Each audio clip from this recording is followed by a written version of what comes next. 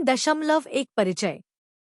अब तक आपने भारत में समाजशास्त्र के उदय के पीछे की सामाजिक पृष्ठभूमि, इसके बाद के विकास और वृद्धि, और कुछ प्रमुख मुद्दों और शोध के विषयों के बारे में सीखा है। 1950 और 1960 के दशक के दौरान ग्राम अध्ययन एक प्रमुख फोकस था और अनुशासन के विकास और व्यावसायीकरण के इस समय के दौरान कई मोनोग्राफ और पेपर प्रकाशित हुए थे। इस इकाई में आप इन ग्रामीण अध्ययनों के बारे में और अधिक जानेंगे। समकालीन भारत के सामाजिक और सांस्कृतिक परिदृश्य में गांवों का महत्वपूर्ण स्थान है। पिछले 5 या 6 दशकों में महत्वपूर्ण औद्योगिकरण और शहरी आबादी में उल्लेखनीय वृद्धि के बावजूद अधिकांश भारतीय अभी भी 500,000 से अधिक गांवों में रहते हैं और प्रत्यक्ष या अप्रत्यक्ष रूप से कृषि पर निर्भर हैं। 2001 की जनगणना के अनुसार ग्रामीण भारत की कुल जनसंख्या का लगभग 72% है।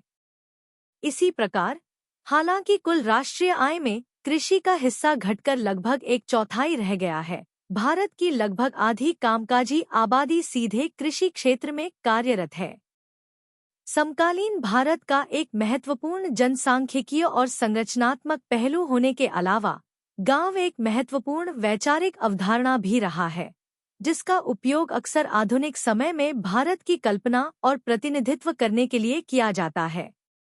गांव को प्रामाणिक मूल जीवन के अंतिम प्रतीक के रूप में देखा जाता है, एक ऐसा स्थान जहां कोई वास्तविक भारत को देख सकता है और समझ सकता है कि स्थानीय लोग अपने सामाजिक संबंधों और विश्वास प्रणालियों को कैसे व्यवस्थित करते हैं। आंद्रे बेतेले लिखते हैं, गांव केवल एक जगह नहीं थी जहां लोग रहते थे, इसकी एक डिजाइन थी जिसमें भारतीय सभ्यता के बुनियादी मूल्य प्रतिबिंबित होते थे। भारतीय ग्राम समुदायों के संस्थागत पैटर्न और उनके सांस्कृतिक मूल्यों को 20वीं सदी में पारंपरिक समाज के उदाहरण के रूप में देखा गया। यह इकाई भारत में समाजशास्त्रियों और सामाजिक मानव विज्ञानियों के बीच ग्राम अध्ययन की परंपरा का एक सिंहावलोकन प्रदान करती है। यह देखने के अलावा कि गांव के सामाजिक जीवन का अध्ययन कैसे किया गया, किन तरीकों का इस्तेमाल किया गया और किन मुद्दों प्रश्नों पर ध्यान केंद्रित किया गया, यह इकाई गांव के अध्ययन की परंपरा का एक आलोचनात्मक मूल्यांकन भी प्रस्तुत करती है। 3.2 ऐतिहासिक पृष्ठभूमि। यद्यपि ग्रामीण जीवन के विस्तृत संदर्भ प्राचीन और मध्ययुगीन काल में पाए जा सकते हैं, यह ब्रिटिश औपनिवेशिक शासन के दौरान औपनिवेशिक प्रशासकों द्वारा भारतीय गांव की एक छवि का निर्माण किया गया था, जिसका भविष्य में भारतीय समाज की कल्पना के लिए महत्वपूर्ण वैचारिक और राजनीतिक निहितार्थ थे। जेम्स मिल के शुरुआती लेखन के साथ भारतीय ग्रामीण समुदाय के बारे में चार्ल्स मेटकाफ की धारणा ने ग्रामीण भारत पर बाद के अधिकांश लेखन के लिए आधार तैयार किया। मेटकाफ ने प्रसिद्ध रूप से टिप्पणी की थी कि भारतीय ग्रामीण समुदाय छोटे गणराज्य थे, उनके पास लगभग वह सब कुछ था जो वे चाहते थे और विदेशी संबंधों से लगभग स्वतंत्र थे। ऐसा लगता था कि वे वहां टिके थे जहां कुछ भी नहीं टिकता था। एक के बाद एक राजवंश ढहते गए, क्रांति के बाद क्रांति हुई, लेकिन ग्राम समुदाय, हालांकि सभी औपनिवेशिक प्रशासक भारतीय गांव के बारे में मेटकाफ के मूल्यांकन से सहमत नहीं थे, लेकिन यह औपनिवेशिक चर्चा में भारत का सबसे लोकप्रिय और प्रभावशाली प्रतिनिधित्व बन गया, जिसे सांप्रदायिक भूमि स्वामित्व के साथ एक आत्मनिर्भर समुदाय के रूप में चिह्नित किया गया था। विभिन्न व्यावसायिक समूहों का एक कार्यात्मक एकीकरण, ठहराव, सादगी और सामाजिक सद्भाव जैसी विविध चीजों का श्रेय गांव को दिया गया, जिसे भारतीय सभ्यता की मूल इकाई माना जाता था। प्रत्येक गांव एक आंतरिक दुनिया, एक पारंपरिक समुदाय, आत्मनिर्भर था, इसकी अर्थव्यवस्था में, इसके शासन में पितृसत्तात्मक, अन्य शत्रुतापूर्ण गांवों और निरंकुश सरकारों से घिरा हुआ। कई मायनों में राष्ट्रवादी विमर्श में भी प्रामाणिक मूल जीवन के प्रतिनिधि के रूप में गांव का विचार उसी तरह की कल्पना से लिया गया था। हालांकि गांधी ब्रिटिश भारत के खस्ताहाल गांवों का महिमामंडन न करने को लेकर सावधान थे। उन्होंने गांव के जीवन की तथाकथित सादगी और प्रामाणिकता का जश्न मनाया। यह छवि काफी हद तक भारतीय गांव के औपनिवेशिक प्रतिनिधित्व से ली गई थी। गांव के पतन को औपनिवेशिक शासन के परिणाम के रूप में देखा गया था और इसलिए राजनीतिक स्वतंत्रता के साथ साथ गांव का पुनर्निर्माण, खोए हुए आत्म को पुनः प्राप्त करने के लिए एक महत्वपूर्ण प्रक्रिया थी। स्वतंत्रता के बाद के भारत में गांव को भारतीय समाज की मूल इकाई माना जाता रहा है। शैक्षणिक परंपराओं में भारत पर काम करने वाले समाजशास्त्रियों और सामाजिक मानव विज्ञानियों के बीच गांवों का अध्ययन शायद सबसे लोकप्रिय रहा है। उन्होंने भारत के गांवों के सामाजिक और सांस्कृतिक जीवन पर ध्यान केंद्रित करते हुए कई अध्ययन किए। इनमें से अधिकांश अध्ययन 1950 और 1960 के दशक के दौरान प्रकाशित हुए थे। इन ग्राम अध्ययनों ने भारत में समाजशास्त्र और सामाजिक मानव विज्ञान के विषयों को सम्मान दिलाने में महत्वपूर्ण भूमिका निभाई। ज्यादातर एक ही गांव में प्रत्यक्ष शोध के आधार पर सामाजिक मानव विज्ञानियों ने ग्रामीण लोगों के सामाजिक संबंधों, संस्थागत पैटर्न, विश्वासों और मूल्य प्रणालियों की संरचनाओं का अध्ययन किया। इन अध्ययनों के प्रकाशन से भारतीय सामाजिक विज्ञान में एक नया चरण शुरू हुआ। पहली बार उन्होंने क्षेत्रीय कार्य के माध्यम से भारतीय समाज को समझने के महत्व को दिखाया, जिसे भारत के क्षेत्र दृश्य के रूप में जाना जाता है, जो शास्त्रीय हिंदू ग्रंथों का उपयोग करके इंडोलॉजिस्ट और प्राच्यवादियों द्वारा विकसित भारत के पुस्तक दृष्टिकोण से भिन्न था। प्रसंग औपनिवेशिक प्रशासकों और नृवंश विज्ञानियों के बाद सामाजिक मानव विज्ञान, एक अपेक्षाकृत नया अनुशासन, ने 1950 और 1960 के दशक में बड़े पैमाने पर भारतीय गांवों का अध्ययन करना शुरू किया। ग्रामीण सामाजिक जीवन में यह रुचि पश्चिमी शिक्षा जगत में किसानों के अध्ययन पर एक नए फोकस से उत्पन्न हुई। द्वितीय विश्व युद्ध के बाद उपनिवेशवाद से मुक्ति के बाद नए राज्यों के उदय ने सामाजिक विज्ञान अनुसंधान प्राथमिकताओं को महत्वपूर्ण रूप से प्रभावित किया। इन नव स्वतंत्र तीसरी दुनिया के देशों की एक प्रमुख विशेषता यह थी कि उनकी आबादी का बड़ा हिस्सा स्थिर कृषि क्षेत्र पर निर्भर था। इसलिए औद्योगिकरण के साथ साथ पिछड़ी और स्थिर कृषि अर्थव्यवस्था को बदलना नए राजनीतिक शासनों का प्राथमिक लक्ष्य बन गया। अलग अलग रणनीतियों और प्राथमिकताओं के बावजूद तीसरी दुनिया के अधिकांश देशों ने आधुनिकीकरण और विकास कार्यक्रमों को अपनाया। मौजूदा कृषि संबंधों को समझना और यह पता लगाना कि उन्हें कैसे बदला जाए, विकास अध्ययनों में सर्वोच्च प्राथमिकता बन गई। इस संदर्भ में किसान की अवधारणा को सामाजिक मानव विज्ञान में प्रमुखता मिली। चूंकि आदिम जनजातियां या तो लुप्त हो रही थी या पहले ही लुप्त हो चुकी थी, किसानों की खोज ने सामाजिक मानव विज्ञान को पुनर्जीवित कर दिया। ग्राम समुदाय को एशिया में किसान अर्थव्यवस्था की सामाजिक नींव के रूप में देखा जाता था। रेडफील्डियन धारणा, किसान अध्ययन और भारतीय ग्राम अध्ययन के बीच संबंध स्पष्ट है। भारतीय गांवों का अध्ययन करने वाले मानव विज्ञानियों द्वारा उपयोग की जाने वाली सबसे लोकप्रिय अवधारणा रॉबर्ट रेडफील्ड का छोटे समुदाय का विचार था। इस विषय पर पहले कार्यों में से एक village India studies in the little community था, जिसे 1955 में रेडफील्ड की प्रत्यक्ष देखरेख में एम मैरियट द्वारा संपादित किया गया था। उन्होंने इस पुस्तक की प्रस्तावना भी लिखी। सामाजिक मानव विज्ञानी, जिनमें से कई पश्चिम से थे या पश्चिमी विश्वविद्यालयों में प्रशिक्षित थे, ने 1950 के दशक की शुरुआत में भारतीय गांवों में क्षेत्रीय अध्ययन शुरू किया। अक्टूबर 1951 और मई 1954 के बीच इकोनॉमिक वीकली, जो बाद में इकोनॉमिक एंड पॉलिटिकल वीकली बन गया, ने विभिन्न मानव विज्ञानियों द्वारा अध्ययन किए गए व्यक्तिगत गांवों पर कई लघु निबंध प्रकाशित किए।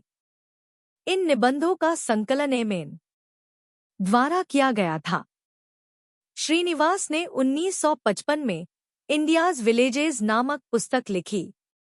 उसी वर्ष मैकिम मैरियट की विलेज इंडिया और डी.एन. मजूमदार की रूरल प्रोफाइल्स भी प्रकाशित हुईं। इसके अतिरिक्त एस.सी. दुबे ने 1955 में हैदराबाद के पास इंडियन विलेज नामक गांव का एक विस्तृत अध्ययन जारी किया। बॉक्स 3.01 भारत में गांवों पर महात्मा गांधी और जवाहरलाल नेहरू के विचार।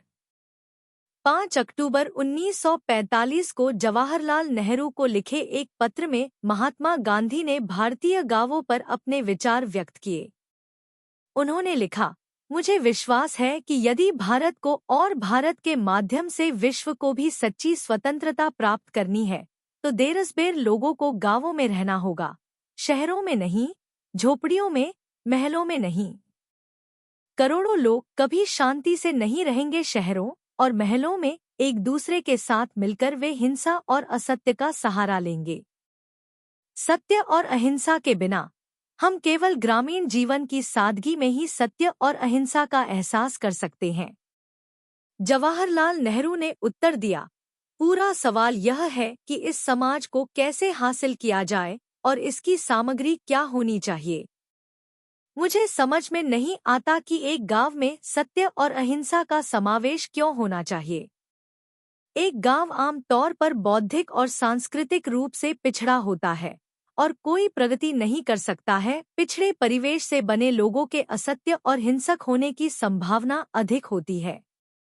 The selected works of Mahatma Gandhi खंड 4 सेलेक्टेड लेटर्स जनरल एडिटर श्रीमान नारायण, नवजीवन पब्लिशिंग हाउस, अहमदाबाद, pp 98 से 101।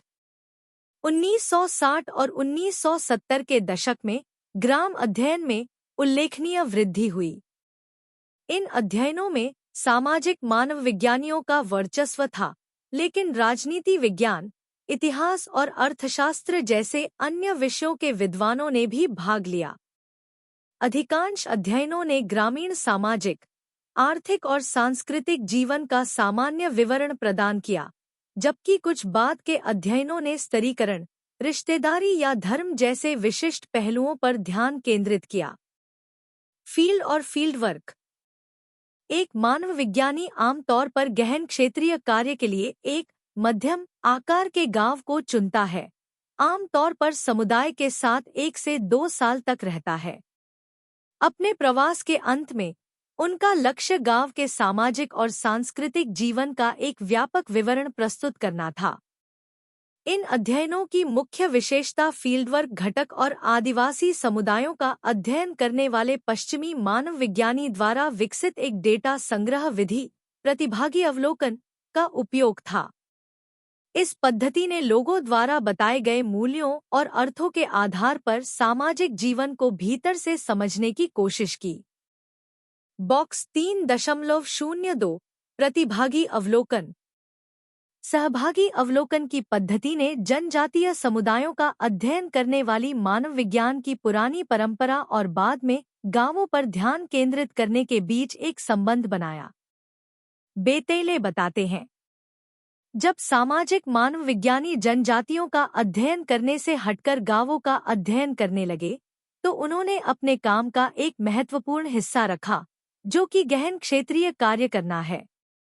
ये मानक पहली बार 1920, 1930 और 1940 के दशक में लंदन स्कूल ऑफ इकोनॉमिक्स में मालिनोव्स्की और उनके छात्रों द्वारा निर्धारित किए गए थे।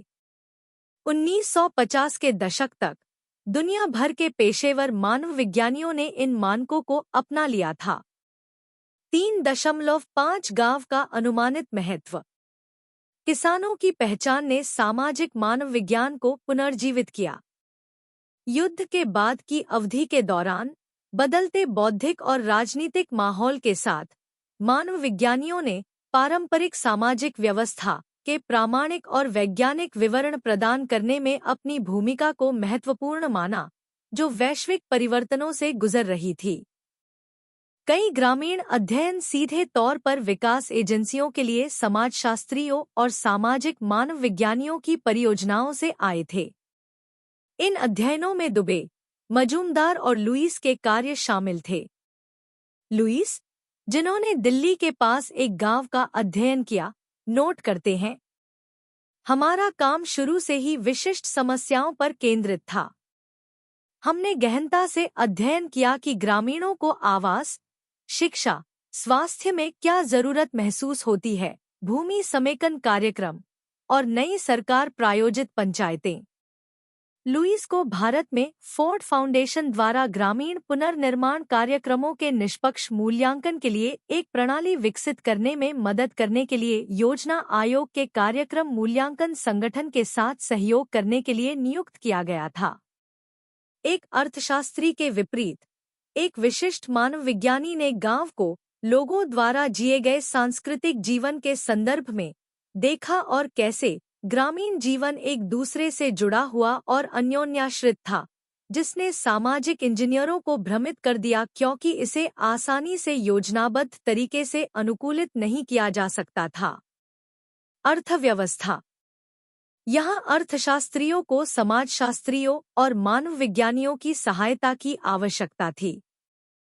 यद्यपि उन्हें योजना प्रक्रिया में बड़े भाई अर्थशास्त्रियों की सहायता करनी थी, मानव विज्ञानियों का मानना था कि उनका दृष्टिकोण श्रेष्ठ था क्योंकि उन्होंने अकेले ही समग्र रूप से ग्राम समुदाय का अध्ययन किया था और उनके ज्ञान और दृष्टिकोण ने डेटा की उचित व्याख्या के लिए एक आवश्यक पृष्ठभूमि प्रदान की थी। ग्रामीण जीवन के किसी एक पहलू पर उनके दृष्टिकोण ने अर्थशास्त्रियों, राजनीतिक वैज्ञानिकों और सामाजिक कार्यकर्ताओं के सीमित विचारों में बहुत आवश्यक सुधार की पेशकश की। मानव विज्ञानियों ने अर्थशास्त्रियों और आधिकारिक योजनाकारों की आलोचना की क्योंकि वे लोगों के साथ अपने हाथों में आटा जैसा व्यवहार करते थे। उन्होंने यह नहीं पहचाना कि लोगों के पास अपने स्वयं के भौतिक, बौद्धिक और नैतिक संसाधन हैं, जिनका वे अपने लाभ के लिए उपयोग कर सकते हैं। जबकि अर्थशास्त्रियों ने मात्रात्मक तकनीकों का उपयोग किया जिन्हें अधिक वैज्ञानिक माना जाता था, मानवशास्त्रीय दृष्टिकोण के अपने लाभ थे। मानवशास्त्रीय अध्ययनों ने गुणात्मक विश्लेषण प्रदान किया। उनकी पद्धति में जटिल सामाजिक संबंधों का विश्लेषण करने के लिए लंबी अवधि में गहन अध्ययन करने के लिए एक छोटे ब्रह्मांड का चयन करना शामिल था। सभी मानव विज्ञानी सीधे तौर पर विकास कार्यक्रमों में शामिल नहीं थे। अधिकांश ने अपने काम को व्यावसायिक रूप से प्रासंगिक माना।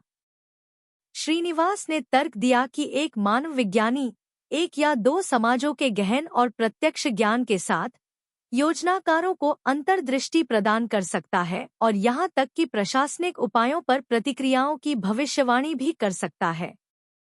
हालांकि उनका मानना था कि मानव विज्ञानी नीति निर्धारित नहीं कर सकते क्योंकि नीतिगत निर्णयों में सही और गलत के बारे में निर्णय शामिल होते हैं। इस प्रकार राजनीतिक एजेंसियों से सुरक्षित दूरी बनाए रखना आवश्यक था क्योंकि अर्थशास्त्र के विपरीत सामाजिक मानव विज्ञान में एक व्यावहारिक विज्ञान बनने के लिए सैद्धांतिक आधार का अभाव था। गांवों के अध्ययन की प्रासंगिकता अधिक पद्धतिगत थी। गांव और उनकी बस्तियां सूक्ष्म जगत में भारत का प्रतिनिधित्व करती हैं। वे मूल्यवान अवलोकन केंद्र थे जहां मानव विज्ञानी भारत के अधिकांश हिस्सों में होने वाली सामाजिक प्रक्रियाओं और समस्याओं का विस्तार से अध्ययन कर सकते थे। गांव लोगों के जीवन, आजीविका और संस्कृतियों के करीब थे और व्यक्तिगत प्रतिष्ठा और पहचान के लिए संदर्भ का केंद्र बिंदु थे। महत्वपूर्ण प्रशासनिक और सामाजिक इकाइयों के रूप में गांवों ने अपने निवासियों के व्यवहार को गहराई से प्रभावित किया। ऐसा माना जाता है कि गांव सैकड़ों वर्षों से अस्तित्व में थे, युद्धों, साम्राज्य परिवर्तन, अकाल, बाढ़ और अन्य आपदाओं से बचे रहे। इस कथित गांवों की ऐतिहासिक निरंतरता और स्थिरता ने गांव के अध्ययन के मामले को मजबूत किया।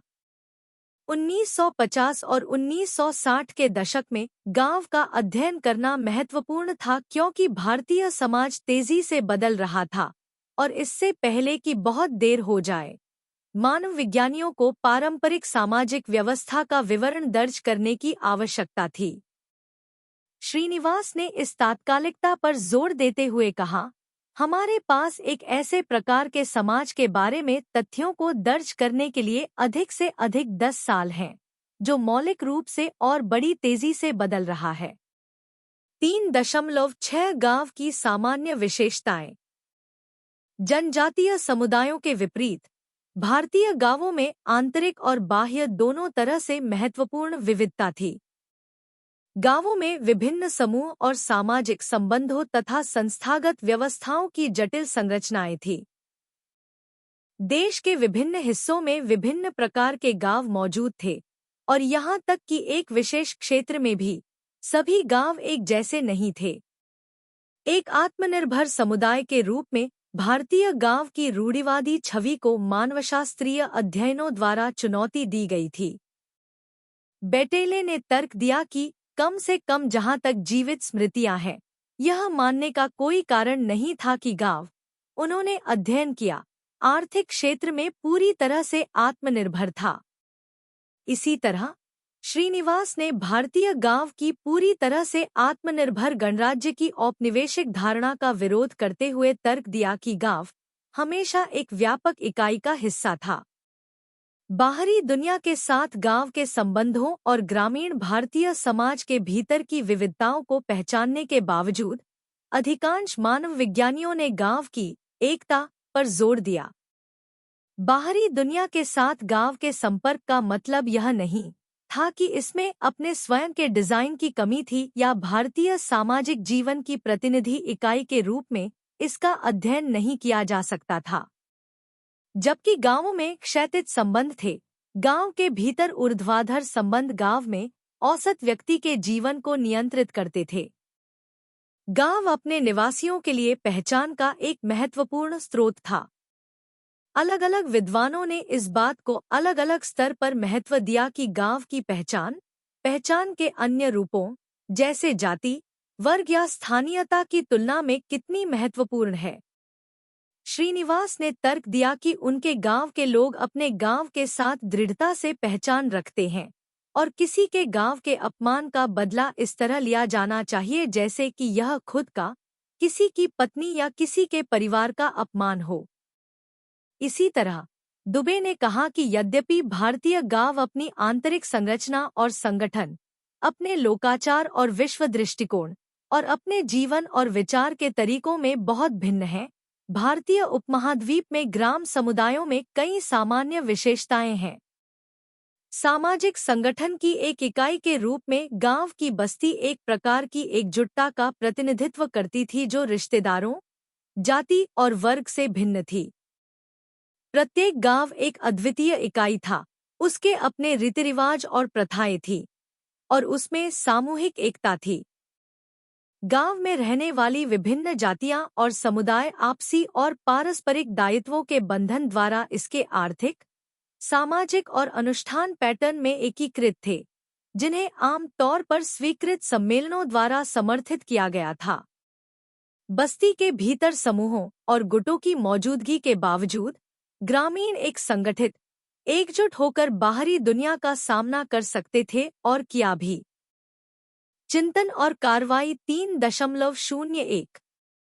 एक भारतीय गांव का समाजशास्त्री अध्ययन पढ़ें और फिर एक उपन्यास पढ़ें, जैसे हिंदी में श्रीलाल शुक्ल का राग दरबारी या आर.के.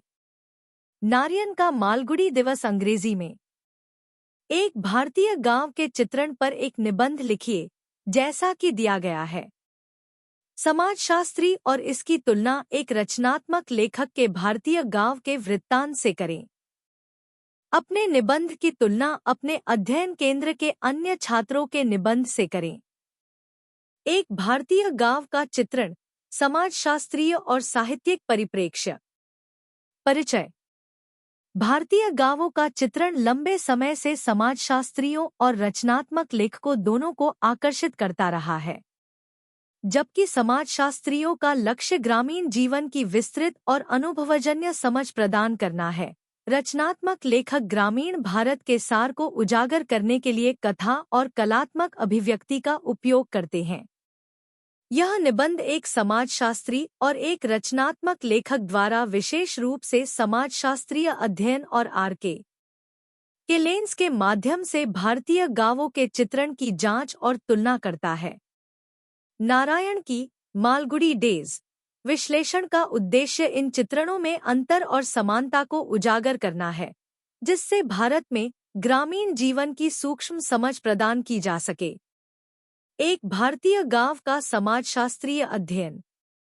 समाजशास्त्री भारतीय गांवों का अध्ययन सामाजिक संरचना, अर्थव्यवस्था, राजनीति और संस्कृति जैसे विभिन्न पहलुओं पर ध्यान केंद्रित करते हैं। उनके अध्ययन में अक्सर डेटा इकट्ठा करने के लिए फील्ड वर्क, साक्षात्कार और प्रतिभागियों का अवलोकन शामिल होता है, जो ग्रामीण जीवन की एक उद्देश्यपूर्ण और व्यापक तस्वीर प्रस्तुत करता है। सामाजिक संरचना। समाजशास्त्रियों द्वारा अध्ययन किए गए प्राथमिक पहलुओं में से एक गांवों की सामाजिक संरचना है।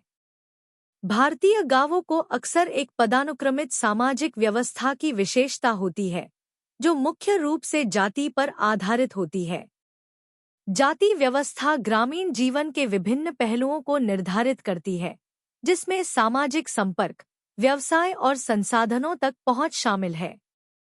समाजशास्त्री देखते हैं कि ये सामाजिक विभाजन दैनिक जीवन, सामाजिक गतिशीलता और सामुदायिक संबंधों को कैसे प्रभावित करते हैं। उदाहरण के लिए, एम.एन. प्रसिद्ध भारतीय समाजशास्त्री श्रीनिवास ने कर्नाटक के रामपुरा गांव का अध्ययन किया। उनका काम द रिमेम्बर्ड विलेज जाति की गतिशीलता का एक विस्तृत विवरण प्रदान करता है, जिसमें इस बात पर प्रकाश डाला गया है कि जाति पदानुक्रम गांव के सामाजिक ताने-बाने को कैसे आकार देता है। श्रीनिवास विभिन्न जातियों को सौंपी गई भूमिकाओं और जिम्मेदारियों का वर्णन करते हैं और बताते हैं कि कैसे ये भूमिकाएं गांव के कामकाज का अभिन्न अंग हैं। उन्होंने आधुनिकीकरण और आर्थिक विकास के कारण जाति व्यवस्था में धीरे धीरे होने वाले बदलावों को भी नोट किया है। अर्थव्यवस्था। भारतीय गांवों का आर्थिक जीवन समाजशास्त्रीय अध्ययन का एक और महत्वपूर्ण क्षेत्र है। परंपरागत रूप से भारतीय गांवों की अर्थव्यवस्था कृषि प्रधान है, जिसमें कृषि आजीविका का प्राथमिक स्रोत है। समाजशास्त्री कृषि पद्धतियों, भूमि स्वामित्व पैटर्न और ग्रामीण अर्थव्यवस्थाओं पर सरकारी नीतियों के प्रभाव की जांच करते हैं। उदाहरण के लिए, ए.आर. देसाई का काम भारत में ग्रामीण समाजशास्त्र, भारतीय गांवों की आर्थिक संरचना की पड़ताल करता है। वह जमींदारी और रैयतवारी प्रणाली जैसी भूमि स्वामित्व प्रणालियों और कृषि उत्पादकता और ग्रामीणों की सामाजिक-आर्थिक स्थितियों पर उनके प्रभाव पर चर्चा करते हैं। देसाई सीमांत और छोटे किसानों के सामने आने वाली चुनौतियों पर प्रकाश डालते हुए भूमिहीनता और ग्रामीण गरीबी के मुद्दों को भी संबोधित करते हैं। राजनीति और शासन। भारतीय गांवों के भीतर की राजनीतिक गतिशीलता भी समाजशास्त्रियों के लिए एक प्रमुख फोकस है। ग्राम पंचायत, स्थानीय स्वशासन, गांव के मामलों के प्रशासन और शासन में महत्वपूर्ण भूमिका निभाती है। समाजशास्त्री पंचायत की कार्यप्रणाली, चुनावी प्रक्रिया और निर्णय लेने में ग्रामीणों की भागीदारी का अध्ययन करते हैं। भारत के बदलते गांव में एस.सी. दुबे स्वतंत्रता के बाद भारतीय गांवों में हुए राजनीतिक परिवर्तनों की जांच करते हैं।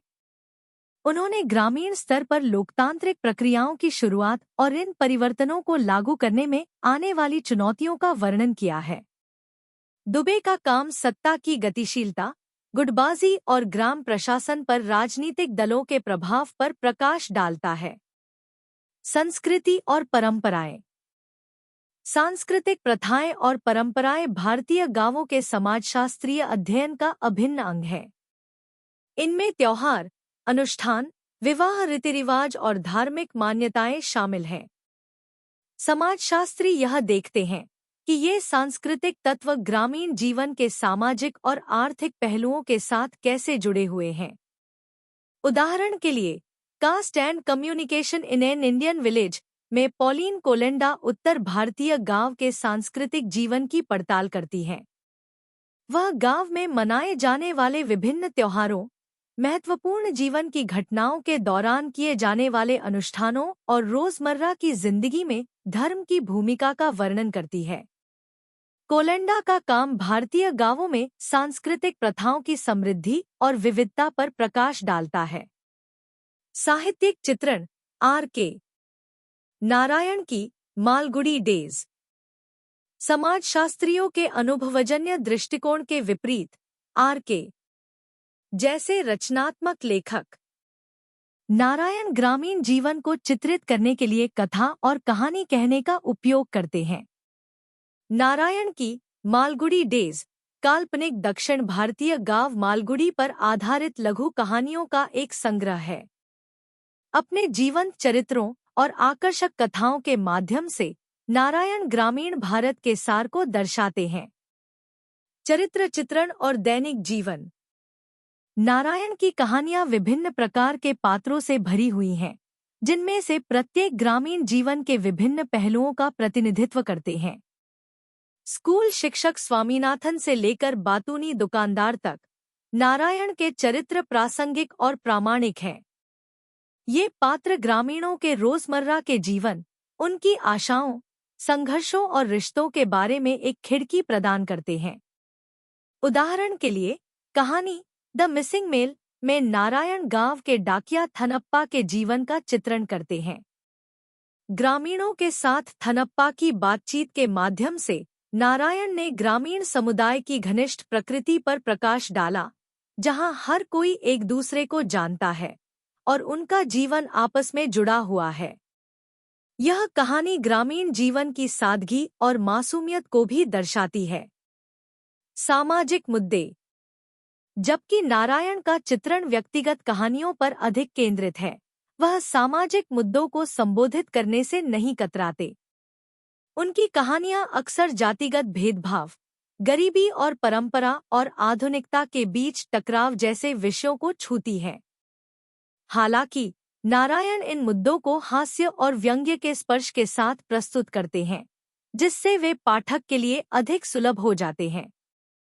कहानी एक घोड़ा और दो बकरियां में नारायण एक गरीब ग्रामीण मुनि और एक अमीर अमेरिकी पर्यटक के बीच बातचीत के माध्यम से अंतरसांस्कृतिक गलतफहमी के मुद्दे को संबोधित करते हैं। कहानी सूक्ष्मता से सामाजिक-आर्थिक विभाजन और विभिन्न संस्कृतियों के बीच समझ की कमी की आलोचना करती है, साथ ही एक हास्य कथा भी प्रदान करती है। सांस्कृतिक समृद्धि।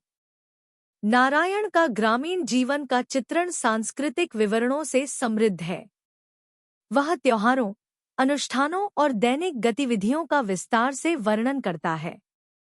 यह सांस्कृतिक समृद्धि उनकी कहानियों में गहराई जोड़ती है और पाठक को मालगुडी की दुनिया में डूबने में मदद करती है। उदाहरण के लिए, कहानी एन एस्ट्रोलॉजर्स डे में नारायण ने बाजार के परिदृश्य, ज्योतिषी की पोशाक और ग्राहकों के साथ उनकी बातचीत का स्पष्ट रूप से वर्णन किया है। ये विवरण सेटिंग को जीवंत बनाते हैं और पाठक को एक संवेदी अनुभव प्रदान करते हैं। समाजशास्त्रीय परिप्रेक्ष्य से तुलना। जबकि नारायण जैसे समाजशास्त्री और रचनात्मक लेखक दोनों का लक्ष्य भारतीय ग्रामीण जीवन की वास्तविकता को चित्रित करना है, उनके दृष्टिकोण और जोर काफी भिन्न है। समाजशास्त्री सामाजिक संरचनाओं, आर्थिक प्रणालियों, राजनीतिक गतिशीलता और सांस्कृतिक प्रथाओं पर ध्यान केंद्रित करते हुए एक संरचित और विश्लेषणात्मक चित्रण प्रदान करते हैं। उनका काम अनुभवजन्य डेटा पर आधारित है और इसका उद्देश्य ग्रामीण जीवन की वस्तुनिष्ठ समझ प्रदान करना है। इसके विपरीत, नारायण जैसे रचनात्मक लेखक अधिक व्यक्तिपरक और सूक्ष्म चित्रण प्रस्तुत करते हैं। कहानी कहने के माध्यम से वे ग्रामीण जीवन का निर्माण करने वाले मानवीय अनुभव, भावनाओं और व्यक्तिगत कहानियों को पकड़ते हैं। नारायण का काम, हालांकि संरचनात्मक विश्लेषण में उतना विस्तृत नहीं है, ग्रामीण भारत का एक समृद्ध, गहन और प्रासंगिक चित्रण प्रदान करता है। समानताएं।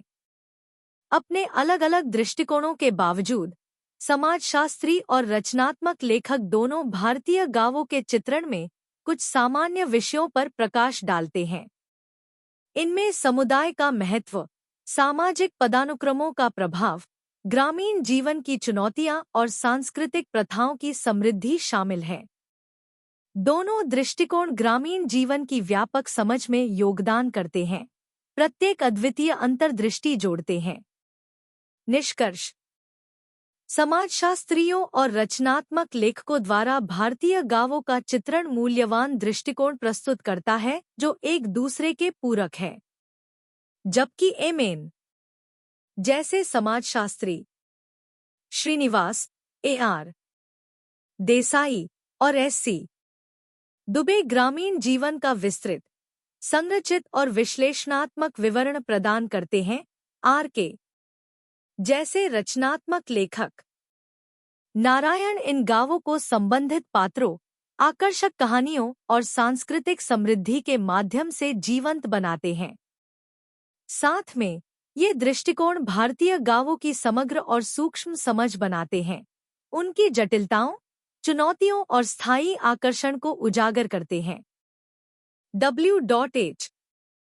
वाइजर ने 1936 में पहली बार प्रकाशित द हिंदू जजमानी सिस्टम के अपने क्लासिक अध्ययन में पारस्परिकता के ढांचे के माध्यम से भारतीय गांव में जाति समूहों के बीच सामाजिक संबंधों की संकल्पना की। इस रूपरेखा ने सुझाव दिया कि भले ही गांव का सामाजिक संगठन पदानुक्रमित था, विभिन्न जाति समूहों के बीच परस्पर निर्भरता भारतीय ग्रामीण जीवन की परिभाषित विशेषता थी। पारस्परिकता का तात्पर्य समान सेवाओं और गैरशोषक संबंधों के आदान प्रदान से है, जिसमें पारस्परिक संतुष्टि इन आदान प्रदानों का अपेक्षित परिणाम है। प्रत्येक दूसरे की सेवा करता है। प्रत्येक व्यक्ति बदले में स्वामी है। प्रत्येक बदले में नौकर है। बाद के अध्ययन अधिक विस्तृत थे और इसमें ग्रामीण समाज में सामाजिक असमानताओं और मतभेदों के विभिन्न रूपों का व्यापक विवरण शामिल था। हालांकि कई लोग अभी भी पारस्परिकता के ढांचे का उपयोग करते हैं, खासकर जब ग्रामीण सामाजिक जीवन की एकता पर चर्चा करते हैं। हर किसी ने ग्राम एकता पर उस तरह जोर नहीं दिया जैसा कि श्रीनिवास और दुबे या वाइजर ने पहले किया था। कुछ मानव विज्ञानियों ने स्पष्ट रूप से एकता थीसिस को चुनौती दी, जबकि अन्य ने गांव के भीतर के संघर्षों और ग्रामीणों के बाहरी दुनिया से संबंधों को स्वीकार किया। उदाहरण के लिए, पॉल हिबर्ट ने एक दक्षिण भारतीय गांव के अपने अध्ययन में तर्क दिया कि जाति व्यवस्था ने गांव को स्थिरता प्रदान की, लेकिन यह भी कहा कि गहरी दरारें गांव की स्पष्ट एकता का आधार हैं और इसे कई सामाजिक समूहों में विभाजित कर दिया है। इसी तरह बेतेल ने तर्क दिया कि श्रीपुरम गांव का उनका अध्ययन समग्र रूप से भौतिक अर्थ में और काफी हद तक सामाजिक अर्थ में एक इकाई का गठन करता है। जिन लोगों ने साम्यवादी एकता के विचार को लगभग अस्वीकार कर दिया उनमें लुईस और बेली भी शामिल थे। F.G. उदाहरण के लिए, बेली ने एकता पारस्परिकता थीसिस की मौलिक आलोचना की और एक वैकल्पिक परिप्रेक्ष्य पेश किया। जाति संबंधों के जबरदस्ती पहलुओं पर जोर देते हुए उन्होंने लिखा, जो लोग जाति व्यवस्था को अपनी रुचि के अनुसार पाते हैं, उन्होंने विभिन्न जातियों के बीच परस्पर निर्भरता की डिग्री पर जोर देकर उस सद्भाव को बढ़ा-चढ़ाकर पेश किया है जिसके साथ यह प्रणाली काम करती है। अन्योन्याश्रितता का अर्थ है कि प्रत्येक व्यक्ति दूसरे पर निर्भर है। इसका अर्थ है पारस्परिकता। इससे समानता के विचारों को समझना आसान है, क्योंकि मनुष्य एक दूसरे पर समान रूप से निर्भर हैं। उन्हें अन्य तरीकों से समान माना जाता है। जाति व्यवस्था पर लागू होने पर रैंक की समानता इतनी स्पष्ट रूप से झूठी है कि तर्क में अंतिम कदम शायद ही कभी उठाया जाता है और व्याख्या पारस्परिक निर्भरता के प्रतिनिधित्व पर टिकी हुई है और संकेत है कि क्योंकि एक जाति व्यवस्था को एक ठहराव में ला सकती है, अपनी भूमिका निभाने से इनकार करते हुए जातियां वास्तव में बाकी लोगों के खिलाफ अपने अधिकारों को बनाए रखने के लिए इस मंजूरी का उपयोग नहीं करती है। वास्तव में निःसंदेह प्रणाली पारस्परिकता के बंधनों से नहीं बल्कि इसके एक हिस्से में एकाग्रता से एक साथ जुड़ी हुई है। यह प्रणाली वैसे ही काम करती है जैसे यह करती है क्योंकि सभी जबरदस्त प्रतिबंध एक प्रमुख जाति के हाथों में है।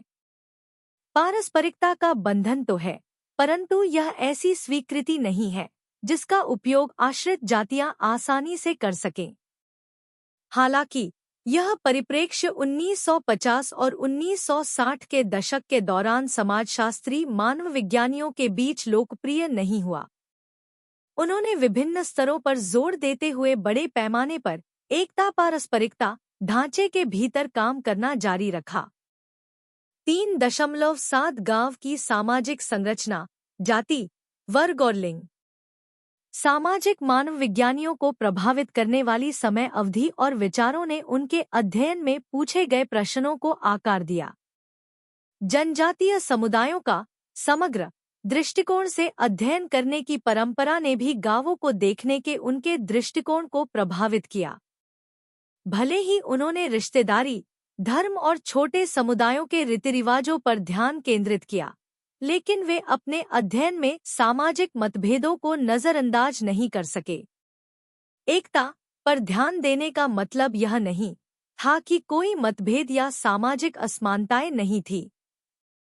ये मुद्दे सामाजिक मानवविज्ञान के लिए महत्वपूर्ण थे। हालांकि कई शोधकर्ताओं ने सीधे तौर पर असमानताओं का अध्ययन शुरू नहीं किया, लेकिन उनमें से लगभग सभी ने गांव के जीवन में जाति, वर्ग और लिंग के अंतर का वर्णन किया। उनके विस्तृत विवरण हमें सामाजिक संबंधों को समझने में मदद करते हैं, भले ही वे मूल अध्ययन ढांचे में फिट न हों। जाति व्यवस्था। जाति और पदानुक्रम को हमेशा भारतीय समाज की प्रमुख विशेषताओं के रूप में देखा गया है। औपनिवेशिक काल के दौरान जाति की व्याख्या सबसे पहले आधुनिक समाजशास्त्रीय संदर्भ में की गई थी। औपनिवेशिक प्रशासकों ने विस्तृत नृवंश विज्ञान जानकारी एकत्र की और लिखा कि भारत के विभिन्न हिस्सों में जाति व्यवस्था और पदानुक्रम कैसे काम करते थे। स्वतंत्रता के बाद सामाजिक मानवशास्त्र ने जाति को भारतीय समाज की सबसे महत्वपूर्ण विशेषता के रूप में देखना जारी रखा। जहां जाति गांवों में सामाजिक संबंधों को निर्देशित करने वाली एक स्पष्ट संरचना थी, वहीं पदानुक्रम इसकी विचारधारा थी। एक जाति समाज में लोग एक पदानुक्रमित दुनिया में रहते थे। न केवल लोगों को उच्च या निम्न समूहों में विभाजित किया गया था, बल्कि उनके भोजन, कपड़े, आभूषण, रीति-रिवाज और शिष्टाचार को भी पदानुक्रमित रूप से क्रमबद्ध किया गया था। मानवविज्ञानी अक्सर वर्ण व्यवस्था का उल्लेख करते थे, जो हिंदू समाज को 5 मुख्य श्रेणियों में विभाजित करती थी। पहली 3 श्रेणियां ब्राह्मण, पुजारी या विद्वान, क्षत्रिय, शासक और योद्धा, और वैश्य, व्यापारी, द्विज या 2 बार जन्मे माने जाते थे। चौथी श्रेणी शूद्रों की थी, जो कई व्यावसायिक जातियों से बनी थी जिन्हें अपेक्षाकृत स्वच्छ माना जाता था और जिन्हें अछूत के रूप में वर्गीकृत नहीं किया गया था। 5वीं श्रेणी में सभी अछूत जातियां शामिल थी। दुबे के अनुसार इस वर्गीकरण को पूरे भारत में हिंदुओं द्वारा स्वीकार किया गया था।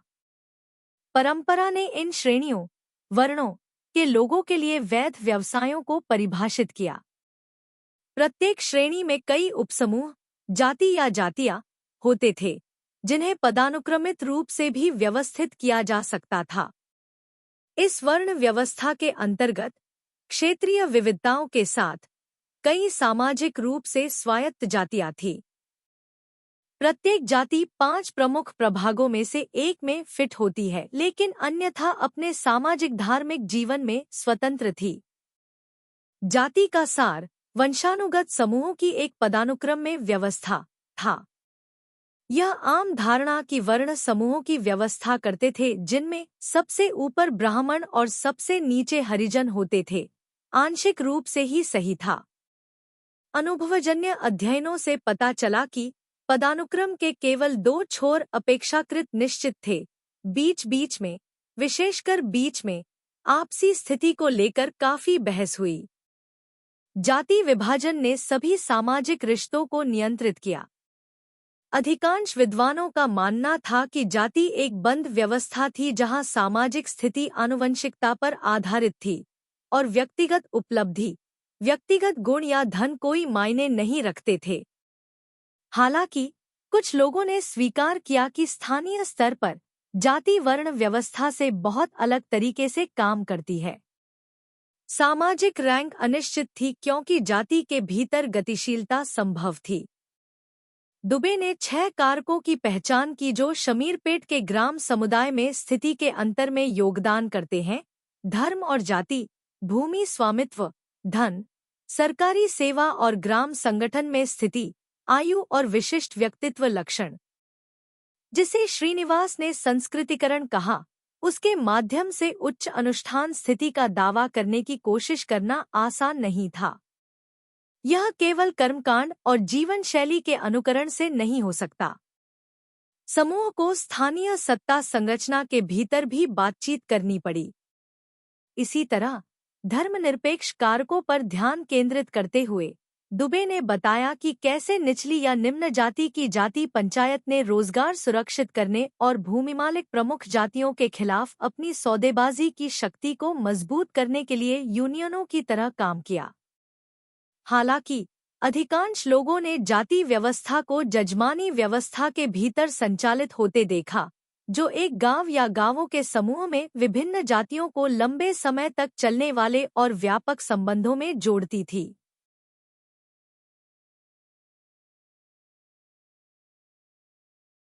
चिंतन और कार्रवाई 3.02। आपने अभी भारत में जाति के बारे में समाजशास्त्रियों की उनके अध्ययन क्षेत्र कार्य के आधार पर राय के बारे में पढ़ा। एक व्यक्ति के रूप में आपने जाति को एक सामाजिक वास्तविकता के रूप में देखा होगा। अपने स्वयं के अनुभवों के बारे में सोचें और भारत में जाति पर एक रिपोर्ट लिखें। अपने अध्ययन केंद्र में समाजशास्त्र के अन्य छात्रों के साथ साथ अपने अकादमिक परामर्शदाता के साथ अपनी रिपोर्ट पर चर्चा करें। भारत में जाति एक व्यक्तिगत चिंतन। भारत अपनी सांस्कृतिक विविधता के लिए प्रसिद्ध देश को अक्सर इसकी जटिल सामाजिक संरचनाओं के चश्मे से देखा जाता है। इनमें से जाति व्यवस्था एक विशेष रूप से जटिल और स्थायी संस्था के रूप में सामने आती है। जाति व्यवस्था, जो सहस्राब्दियों से भारतीय समाज की एक परिभाषित विशेषता रही है, कई सामाजिक और कानूनी सुधारों के बावजूद जीवन के विभिन्न पहलुओं को प्रभावित कर रही है। यह प्रतिबिंब व्यक्तिगत अनुभवों और समाजशास्त्रीय अंतर्दृष्टि के आधार पर भारत में जाति की बहुमुखी प्रकृति का पता लगाने का प्रयास करता है। ऐतिहासिक संदर्भ और समाजशास्त्रीय परिप्रेक्ष्य। मनुस्मृति जैसे प्राचीन हिंदू ग्रंथों में निहित जाति व्यवस्था पारंपरिक रूप से समाज को 4 मुख्य वर्णों में वर्गीकृत करती है: ब्राह्मण, पुजारी और विद्वान, क्षत्रिय, योद्धा और शासक, वैश्य, व्यापारी और कृषक, और शूद्र, मजदूर और सेवा प्रदाता। इन वर्णों से परे अनेक जातियां, उपजातियां मौजूद हैं, जिनमें से प्रत्येक की अपनी विशिष्ट सामाजिक और व्यावसायिक पहचान है। एमेन जैसे समाजशास्त्री श्रीनिवास ने आधुनिक भारत में जाति की गतिशीलता का व्यापक अध्ययन किया है। श्रीनिवास ने संस्कृतिकरण जैसी अवधारणाएं पेश कीं, जहां निचली जातियां उच्च जातियों के रीतिरिवाजों और रीतिरिवाजों को अपनाकर ऊपर की ओर गतिशीलता चाहती हैं, और प्रमुख जाति उन जातियों का जिक्र करती हैं जो पारंपरिक पदानुक्रम के शीर्ष पर नहीं होने के बावजूद पर्याप्त स्थानीय पकड़ रखती हैं। भूमि स्वामित्व और राजनीतिक प्रभाव के कारण शक्ति। ये रूपरेखाएं हमें जाति व्यवस्था के भीतर तरलता और स्थानीय विविधताओं को समझने में मदद करती हैं। जाति के साथ व्यक्तिगत अनुभव। भारत में बढ़ते हुए जाति एक सर्वव्यापी वास्तविकता थी, जो रोजमर्रा की बातचीत, अवसरों और सामाजिक मानदंडों को सूक्ष्मता से प्रभावित करती थी। वैश्य जाति से आने वाला मेरा परिवार पारंपरिक रूप से व्यापार और वाणिज्य में लगा हुआ है। इस पृष्ठभूमि ने हमें कुछ हद तक सामाजिक और आर्थिक स्थिरता प्रदान की, जो जाति से जुड़ी व्यावसायिक भूमिकाओं को दर्शाती है। स्कूल में जाति पर खुलकर चर्चा नहीं की जाती थी, फिर भी यह सूक्ष्मता से सामाजिक संबंधों में व्याप्त हो गई। दोस्ती अक्सर पारिवारिक अपेक्षाओं और सामाजिक मानदंडों से प्रभावित होकर जाति के आधार पर बनती है।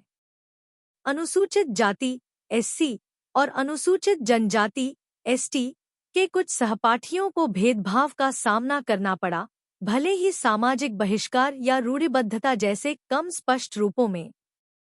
इन प्रारंभिक टिप्पणियों ने जाति आधारित पूर्वाग्रहों की व्यापक प्रकृति और उन्हें मिटाने की चुनौतियों पर प्रकाश डाला।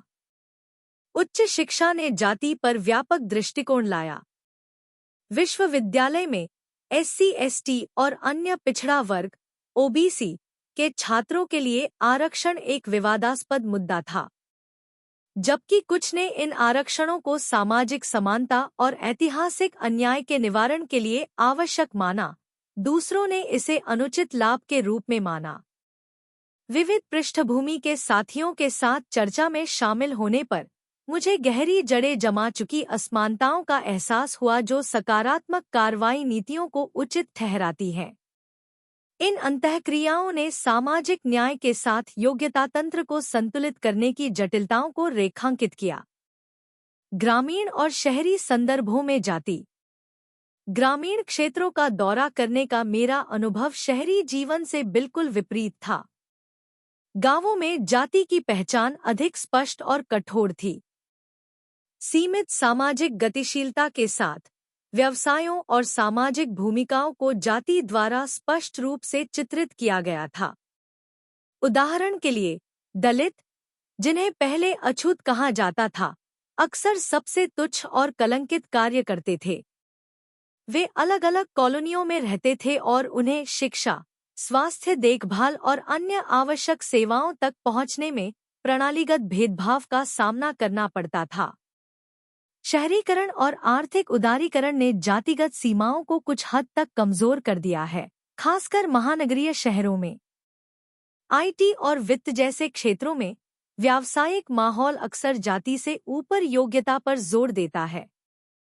हालांकि शहरी सेटिंग में भी जाति नेटवर्किंग, वैवाहिक गठबंधन और सामुदायिक सहायता प्रणालियों को प्रभावित कर सकती है। शहरों में जाति आधारित संघों और नेटवर्कों के बढ़ने से संकेत मिलता है कि जाति का आर्थिक आधार कमजोर हो सकता है, लेकिन इसके सामाजिक और सांस्कृतिक आयाम बने रहेंगे। जाति और राजनीति। भारतीय राजनीति में जाति एक महत्वपूर्ण भूमिका निभाती है। राजनीतिक दल अक्सर जाति की पहचान के आधार पर समर्थन जुटाते हैं और जाति आधारित वोट बैंक चुनावी नतीजों को महत्वपूर्ण रूप से प्रभावित करते हैं। उत्तर प्रदेश और बिहार जैसे राज्यों में क्षेत्रीय दलों का उदय राजनीतिक परिदृश्य को आकार देने में जाति की शक्ति को दर्शाता है। बहुजन समाज पार्टी बसपा की मायावती जैसे हाशिए पर रहने वाली जातियों के नेता दलितों और अन्य उत्पीड़ित समुदायों के अधिकारों की वकालत करने वाली महत्वपूर्ण राजनीतिक शख्सियत के रूप में उभरे हैं। आरक्षण प्रणाली भारत की सकारात्मक कार्रवाई नीति की आधारशिला एक विवादास्पद राजनीतिक मुद्दा बनी हुई है। हालांकि इसने शिक्षा और रोजगार में हाशिए पर रहने वाले समुदायों के अधिक प्रतिनिधित्व को सक्षम किया है। इसने योग्यता, दक्षता और जाति की पहचान को कायम रखने पर बहस भी छेड़ दी है। हरियाणा में जाटों और गुजरात में पटेलों जैसी प्रमुख जातियों द्वारा ओबीसी श्रेणी में शामिल करने की मांग जाति और आर्थिक आकांक्षाओं की उभरती गतिशीलता को दर्शाती है। समसामयिक चुनौतियां और आगे का रास्ता। कानूनी उपायों और सामाजिक सुधारों के बावजूद जातिगत भेदभाव विभिन्न रूपों में जारी है। दलितों के खिलाफ अत्याचार, अंतर्जातीय विवाह से जुड़ी सम्मान हत्याएं और जाति आधारित हिंसा गहरे बैठे पूर्वाग्रहों की गंभीर याद दिलाती है। चुनौती न केवल कानूनी सुरक्षा लागू करने में है, बल्कि सामाजिक दृष्टिकोण को बदलने में भी है। जातिगत पूर्वाग्रहों को खत्म करने में शिक्षा और जागरूकता महत्वपूर्ण है। समावेशिता, विविधता के प्रति सम्मान और आलोचनात्मक सोच को बढ़ावा देने वाले पाठ्यक्रम महत्वपूर्ण भूमिका निभा सकते हैं। इसके अतिरिक्त सामुदायिक कार्यक्रमों के माध्यम से अंतर्जातीय संबंधों को बढ़ावा देना और अंतर्जातीय विवाह को प्रोत्साहित करना सामाजिक एकजुटता को बढ़ावा दे सकता है। हाशिए पर पड़े समुदायों का आर्थिक सशक्तिकरण एक अन्य महत्वपूर्ण पहलू है। गुणवत्तापूर्ण शिक्षा, कौशल विकास और रोजगार के अवसरों तक पहुंच सुनिश्चित करने से निचली जातियों से जुड़े गरीबी और निर्भरता के चक्र को तोड़ने में मदद मिल सकती है। स्वयं सहायता समूह, माइक्रो फाइनेंस और उद्यमिता समर्थन जैसी पहल हाशिए पर रहने वाले समुदायों को आर्थिक आत्मनिर्भरता हासिल करने में सक्षम बना सकती है। निष्कर्ष: भारत में जाति एक जटिल और विकासशील सामाजिक वास्तविकता है। हालांकि समानता और सामाजिक न्याय की दिशा में महत्वपूर्ण प्रगति हुई है, फिर भी बहुत काम किया जाना बाकी है। व्यक्तिगत अनुभवों और समाजशास्त्रीय अंतर्दृष्टि पर विचार करने से जाति की बहुमुखी प्रकृति और इसकी गहरी असमानताओं को दूर करने में आने वाली चुनौतियों पर प्रकाश पड़ता है। आगे बढ़ते हुए अधिक समावेशी और न्यायसंगत समाज बनाने के लिए एक बहुआयामी दृष्टिकोण आवश्यक है, जो कानूनी सुधारों, शिक्षा, आर्थिक सशक्तिकरण और सामाजिक जागरूकता को जोड़ता है। 2. भूमि और वर्ग। 1950 और 1960 के दशक में भारत का अध्ययन करने वाले सामाजिक मानवविज्ञानियों ने मुख्य रूप से जाति पर ध्यान केंद्रित किया। भारत में सामाजिक विज्ञान विषय इस तरह विकसित हुए कि वर्ग और भूमि को अर्थशास्त्रियों के क्षेत्र के रूप में देखा जाने लगा। हालांकि चूंकि मानवविज्ञानियों ने छोटे समुदायों का समग्र रूप से अध्ययन किया, इसलिए उन्होंने अपने गांव के अध्ययन में कृषि और भूमि उत्पादन के सामाजिक संबंधों को भी शामिल किया। जबकि कुछ मानव विज्ञानियों ने केंद्रीय शोध प्रश्न के रूप में सीधे आर्थिक जीवन पर ध्यान केंद्रित किया, अधिकांश ने इसे गांव की जाति और व्यावसायिक संरचना के हिस्से के रूप में देखा। उन्होंने देखा कि भूमि संबंध जाति व्यवस्था के पदानुक्रमित पैटर्न को प्रतिबिंबित करते हैं। जाति और भूमि के पदानुक्रमों के बीच एक ओवरलैप था। अमीर जमींदार अक्सर ब्राह्मण और लिंगायत जैसी उच्च जातियों से होते थे, जबकि कई भूमिहीन मजदूर हरिजन थे। धनी परिवारों के विपरीत गरीब परिवार लगभग अदृश्य थे। श्रीनिवास 1976-169। कुछ शोधकर्ताओं ने इस बात पर जोर दिया कि भूमि गांवों में सामाजिक पदानुक्रम का निर्धारण करने वाला मुख्य कारक थी। लुईस ने ब्राह्मण बहुल गांव की तुलना जाट बहुल गांव से की, यह तर्क देते हुए कि जमीन के मालिक आम तौर पर उच्च जाति के होते थे।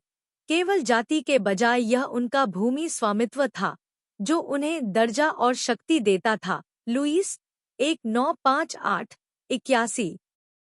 गांव के सामाजिक जीवन में भूमि स्वामित्व के महत्व को पहचानने के बावजूद गांव के अध्ययनों ने विभिन्न क्षेत्रों में कृषि सामाजिक संरचनाओं का विस्तार से पता नहीं लगाया।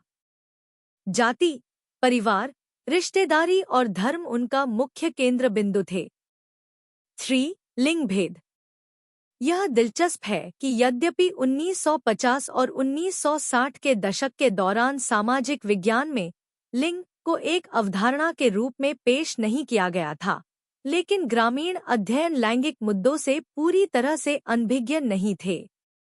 चूंकि लिंग की अवधारणा और इसके सैद्धांतिक निहितार्थ विकसित नहीं हुए थे, इसलिए मानव विज्ञानियों ने पुरुष महिला संबंधों का अध्ययन नहीं किया, क्योंकि उनका अध्ययन बाद में किया जाएगा। फिर भी कई ग्रामीण मोनोग्राफ में ग्रामीण भारत में पुरुषों और महिलाओं के बीच सामाजिक संबंधों का विवरण दिया गया है। कुछ में इस विषय पर अलग अध्याय भी हैं। आलोचनात्मक सैद्धांतिक परिप्रेक्ष्य के बिना इन अध्ययनों ने लिंग और पितृसत्ता को एक प्राकृतिक सामाजिक व्यवस्था के रूप में माना। पुरुष महिला संबंधों के विवरण ज्यादातर पुरुष मुखबिरों के डेटा पर आधारित थे, क्योंकि अधिकांश मानव विज्ञानी पुरुष थे और ग्रामीणों के निजी जीवन तक उनकी पहुंच सीमित थी। कुछ मानव विज्ञानियों ने अपने क्षेत्रीय कार्य चिंतन में इस सीमा को स्वीकार किया है। अधिकांश ग्रामीण अध्ययनों में घर के भीतर लैंगिक संबंधों और काम में महिलाओं की भागीदारी की जांच की गई। इन अध्ययनों ने परिवारों के भीतर श्रम विभाजन और सार्वजनिक क्षेत्र में पुरुषों के समग्र प्रभुत्व पर प्रकाश डाला। ऊंची जाति की महिलाएं अक्सर घर तक ही सीमित रहती थीं। महिलाओं की सामाजिक दुनिया घर और रिश्तेदारी समूह का पर्याय थी, जबकि पुरुष अधिक विषम दुनिया में रहते थे। श्रीनिवास 1976-137 मेयर द्वारा अध्ययन किए गए मध्य भारतीय गांव में महिलाओं को गांव के अन्य हिस्सों के लोगों से मिलने का कम मौका मिलता था। गांव का कुआं गैरहरिजन जातियों की सभी महिलाओं के लिए एक मिलन स्थल और गपशप का अवसर था, लेकिन सामाजिक मिलजोल के लिए उनका समय सीमित था क्योंकि उन्हें घर लौटना पड़ता था। मेयर 1960-136 तेलंगाना गांव में दुबे ने देखा कि महिलाओं को सार्वजनिक गतिविधियों से बाहर रखा गया था और अपनी आंखें नीचे करके चलना महिलाओं के लिए सम्मानजनकता का प्रतीक था। दुबे 1955-18 पितृसत्ता के नियमों को स्पष्ट रूप से परिभाषित किया गया। जाति के बाद लिंग सबसे महत्वपूर्ण कारक था जो गांव में श्रम विभाजन को निर्धारित करता था। पुरुष और महिला कार्यों को स्पष्ट रूप से अलग किया गया था। दुबे 1955-169 उसी क्षेत्र में अपने गांव के बारे में लिखते हुए श्रीनिवास ने कहा कि व्यवसायों के ये दो समूह न केवल अलग थे बल्कि असमान भी माने जाते थे। यह वह आदमी था जिसने घरेलू अर्थव्यवस्था को नियंत्रित किया था। उन्होंने कारीगरों और सेवा करने वाली जातियों के उन सदस्यों को फसल के समय वार्षिक अनाज का भुगतान किया जिन्होंने पूरे वर्ष उनके लिए काम किया था। प्रमुख पुरुष दृष्टिकोण ने महिलाओं को घरेलू दीवार के बाहर क्या हो रहा है यह समझने में असमर्थ माना। महिलाओं की कामुकता पर पुरुषों का लगभग पूरा नियंत्रण था। भारत में आम एक पत्नी परिवार में एक पुरुष विवाहेतर संबंध रख सकता है, लेकिन एक महिला नहीं। एक आदमी अपनी पत्नी की कामुकता को अपनी निजी संपत्ति के रूप में देखता था, ठीक अपनी पैतृक भूमि की तरह। परंपरागत रूप से पत्नी को जमीन पर या अपने पति की यौन विशिष्टता पर कोई अधिकार नहीं था। बहुविवाह और रखैल प्रथा से पता चला कि महिलाओं को ऐसे कोई अधिकार नहीं थे। पुरुष और महिलाएं अलग और असमान थे। पितृसत्ता और पुरुष प्रभुत्व स्वीकृत मानदंड थे। एक पति से अपेक्षा की जाती थी कि वह घर में एक आधिकारिक व्यक्ति हो और अपनी पत्नी और बच्चों से सम्मान और आज्ञाकारिता की मांग करे। पत्नी को उसे अपने स्वामी के रूप में देखना चाहिए और ईमानदारी से उसकी सेवा करनी चाहिए। बॉक्स 3.03 दबाव में गांव। सभी विचारक, समाजशास्त्री या मानव विज्ञानी भारतीय गांव के एक सुखद सामाजिक वास्तविकता के विचार से सहमत नहीं है। उदाहरण के लिए, समाजशास्त्री दीपांकर गुप्ता इससे सहमत नहीं है। वह कहते हैं, गांव एक समाजशास्त्रीय वास्तविकता के रूप में सिकुड़ रहा है, हालांकि यह अभी भी अंतरिक्ष के रूप में मौजूद है। ग्रामीण भारत जितना निराशाजनक मोहभंग कहीं और नहीं है। शहरी मलिन बस्तियों में गंदगी और अपराध है, लेकिन आशा और उत्साह भी है कि कल अलग हो सकता है। यदि आज एक और अवसर मिले तो शायद ही कोई ग्रामीण किसान बनना चाहेगा। अधिकांश ग्रामीण संस्थाएं भीतर से गंभीर रूप से क्षतिग्रस्त हो गई हैं। संयुक्त परिवार लुप्त हो रहा है, ग्रामीण जाति पदानुक्रम अपनी ताकत खो रहा है और ग्रामीण जीवन की आदर्श सद्भावना को झूठा दिखाया गया है। BR भारतीय गांव के बारे में अंबेडकर का विश्लेषण सबसे सटीक लगता है। अंबेडकर ने कहा था कि गांव पतन और भ्रष्टाचार का गड्ढा है। इसके बावजूद ग्रामीण भारत कायम रहा क्योंकि लोगों के पास ग्रामीण क्षेत्र के बाहर बहुत कम विकल्प थे। 3.8 फील्ड व्यू और फील्ड वर्क। प्रतिभागी अवलोकन वह प्रमुख विधि थी जो सामाजिक मानवशास्त्रीय ग्राम अध्ययन को अर्थशास्त्रियों और जनसांख्यिकीविदों द्वारा किए गए ग्रामीण सर्वेक्षणों से अलग करती थी। गुणात्मक क्षेत्रीय कार्य की इस पद्धति ने भारतीय शिक्षाविदों में सामाजिक मानव विज्ञान को सम्मान प्रदान किया। क्षेत्र दृष्टिकोण समकालीन भारतीय समाज को समझने का एक बेहतर तरीका था क्योंकि इसने भारत के पुस्तक दृष्टिकोण को सही किया, जो शास्त्रीय हिंदू ग्रंथों पर आधारित था। पुस्तक दृष्टिकोण पक्षपातपूर्ण था क्योंकि यह कुलीन उच्च जाति के हिंदुओं द्वारा लिखे गए प्राचीन ग्रंथों पर आधारित था। इसके विपरीत मानवशास्त्रीय परिप्रेक्ष्य ने जमीनी स्तर पर भारतीय समाज में सामाजिक जीवन की समग्र तस्वीर प्रदान करने के लिए जांच की वैज्ञानिक पद्धति का उपयोग किया। हालांकि कुछ विद्वानों के पास ग्रामीण समाज के बारे में पूर्वकल्पित धारणाएं थीं, उचित वैज्ञानिक प्रशिक्षण इन पूर्वाग्रहों को कम कर सकता है। वैज्ञानिकों के रूप में इस आत्मच्छवि और मूल्य तटस्थता पर उनके जोर के बावजूद उनके फील्डवर्क अनुभवों को करीब से पढ़ने पर एक अलग तस्वीर सामने आती है। उन्हें गांव के सामाजिक जीवन के बारे में जानकारी प्राप्त करने में समस्याओं का सामना करना पड़ा और उन्होंने बताया कि कैसे उनकी अपनी पृष्ठभूमि ने उनके अवलोकनों और गांव के विभिन्न लोगों तक पहुंच को प्रभावित किया। फील्डवर्क के दौरान उनका निवास स्थान, जानकारी के लिए उनके द्वारा बनाए गए मित्र, उनका अपना सामाजिक वर्ग, लिंग और गांव द्वारा उन्हें दी गई जाति की स्थिति, सभी ने उन डेटा को प्रभावित किया जो वे प्राप्त कर सकते थे। जिस तरह से एक मानवविज्ञानी ने गांव के साथ बातचीत की, उससे यह तय होता था कि उनके मुखबिर कौन होंगे। किसी आगंतुक से सबसे पहले जो प्रश्न पूछा गया वह उनकी जाति के बारे में था। फिर गांव ने आगंतुक को अपनी संरचना में रखा और उन्हें स्थान और दर्जा दिया। मानवविज्ञानी से इस स्थिति का सम्मान करने और उसके अनुरूप होने की अपेक्षा की गई थी।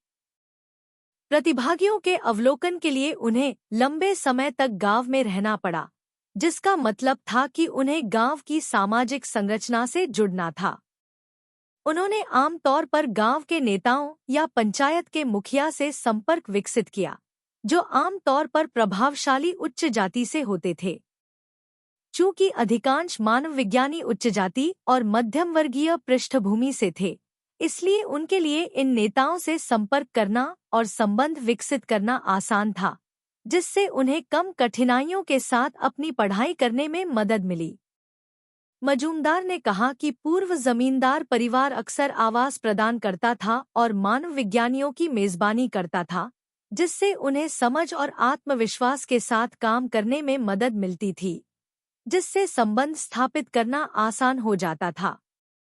रहने के लिए जगह ढूंढना केवल सुविधा के बारे में नहीं था। इसने शोधकर्ता को गांव के कुछ समूहों से जोड़ा, जिनके पक्ष और विपक्ष दोनों थे। इसने ऊंची जातियों की जीवन शैली तक पहुंच प्रदान की, लेकिन निचली जातियों के लिए उन्हें संदिग्ध बना दिया। उदाहरण के लिए, बेटेले को अग्रहारम ब्राह्मण क्षेत्र में एक ब्राह्मण के घर में रहने की अनुमति दी गई थी। यह विशेषाधिकार पहले कभी किसी बाहरी व्यक्ति या गैर ब्राह्मण को नहीं दिया गया था। अग्रहारम में उनका प्रवास शर्तों के साथ हुआ। उसे समुदाय के कुछ कर्तव्यों और दायित्वों को स्वीकार करना पड़ा। श्रीपुरम के लोगों ने भी उन्हें एक भूमिका सौंपी और उन्हें यह बहुत अजीब लगेगा अगर उन्होंने अचानक उनकी अपेक्षा से अलग काम किया।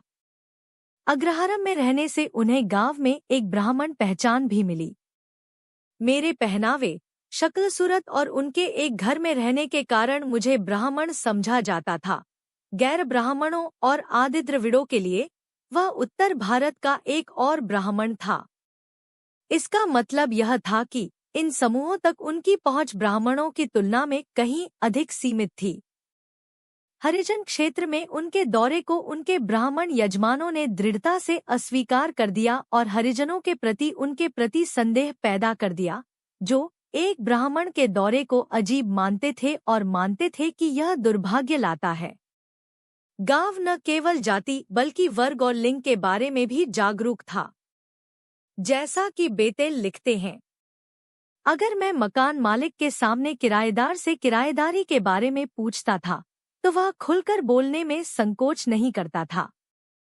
अगर मैं किराएदार से अलग से मिलकर पूछता था तो मकान मालिक को संदेह और नाखुशी महसूस होती थी। फील्ड वर्क में लिंग की भूमिका पर प्रकाश डालते हुए एक गांव में काम करने वाली भारतीय महिला मानव विज्ञानी लीला दुबे लिखती हैं, मैं एक ब्राह्मण और एक महिला थी और गांव के लोग इसे कभी नहीं भूल सकते। श्रीनिवास अपने फील्ड वर्क अनुभवों के बारे में एक ऐसी ही कहानी साझा करते हैं। चूंकि उनका परिवार उस क्षेत्र से आया था जहां उन्होंने अपनी पढ़ाई की थी, इसलिए ग्रामीणों के लिए उन्हें वहां रखना आसान था। उनके लिए वह मुख्य रूप से एक ब्राह्मण था जिसके परिवार के पास के गांव में जमीन थी। बुजुर्ग ग्रामीण उन्हें एक ब्राह्मण और जमींदार के रूप में देखते थे।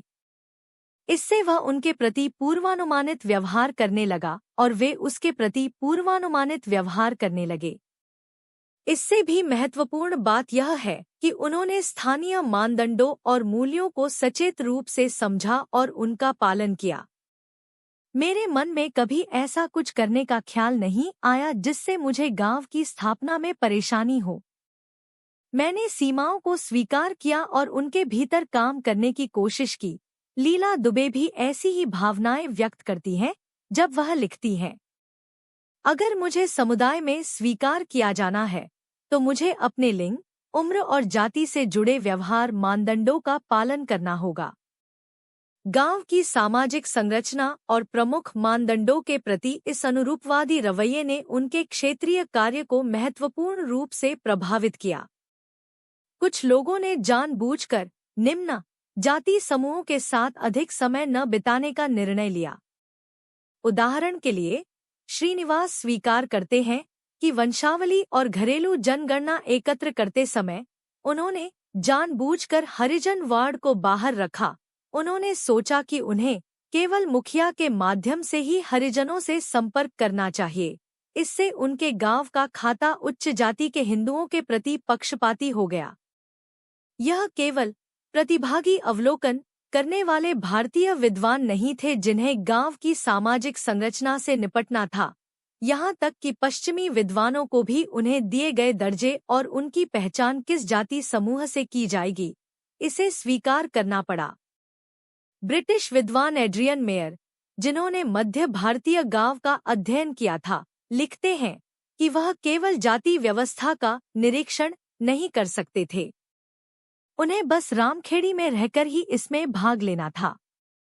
उन्हें एक अज्ञात उच्च जाति का दर्जा दिया गया था और जब वे चले गए तब तक उनकी पहचान स्थानीय रूप से प्रभावशाली जाति राजपूतों से हो चुकी थी।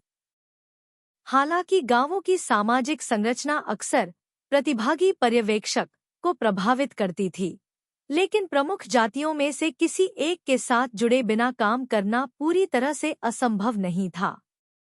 कुछ लोगों ने यह समझने का पुरजोर प्रयास किया कि निचले तबके के लोगों के लिए जाति व्यवस्था का क्या मतलब है। यह आश्चर्य की बात नहीं है कि नीचे से ऊपर तक पदानुक्रम का दृष्टिकोण मुख्यधारा के दृष्टिकोण से बहुत अलग था।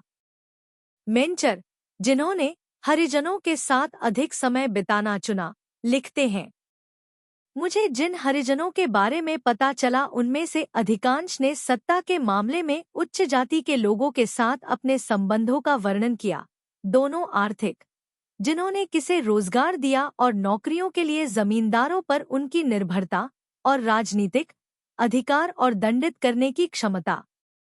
युवा और वृद्ध हरिजनों के लिए पदानुक्रम का शोषणकारी पहलू सबसे अधिक प्रासंगिक लगता था, न कि प्रत्येक को अपना का विचार।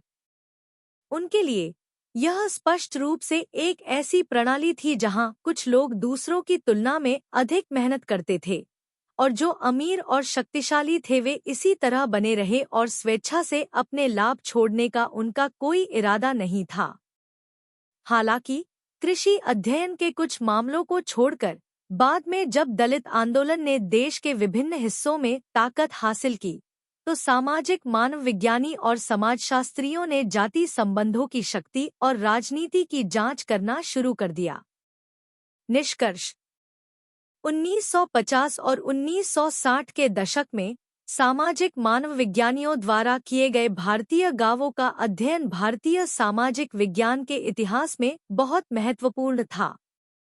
हालांकि ये अध्ययन मुख्य रूप से गांव के लोगों के सामाजिक और अनुष्ठानिक जीवन पर केंद्रित थे, लेकिन ये आज़ादी के पहले 2 दशकों के दौरान ग्रामीण भारत में राजनीतिक और आर्थिक जीवन में उपयोगी अंतर्दृष्टि भी प्रदान करते हैं।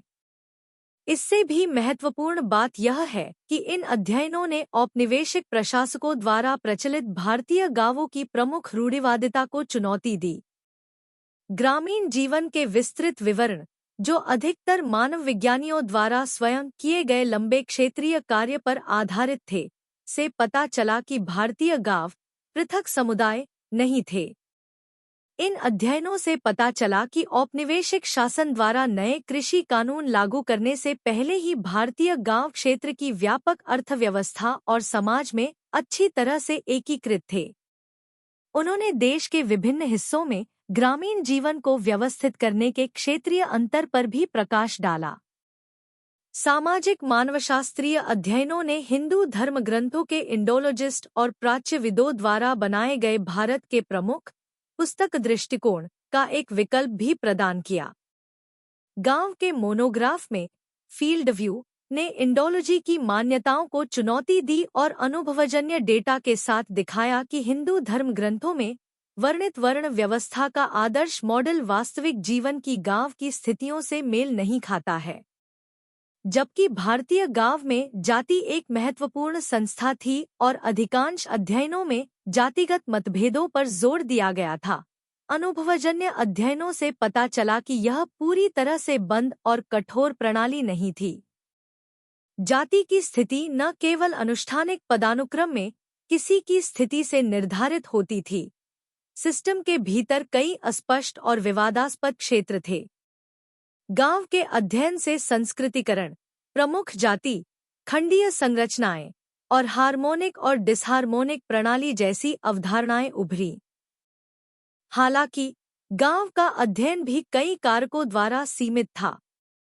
सहभागी अवलोकन की विधि, जो इन अध्ययनों की मुख्य ताकत थी, ने क्षेत्रीय कार्यकर्ताओं पर कुछ सीमाएं भी लगा दीं, जिससे भारतीय गांव की उनके द्वारा बनाई गई छवि प्रभावित हुई। सहभागी अवलोकन करने के लिए फील्ड वर्कर को उस गांव में स्वीकार किए जाने की आवश्यकता होती है जिसे उन्होंने अध्ययन के लिए चुना है। सामाजिक रूप से विभेदित संदर्भ में प्रभावशाली वर्गों के माध्यम से गांव तक पहुंचना आसान था। हालांकि यह विकल्प सिर्फ रणनीतिक से कहीं अधिक था।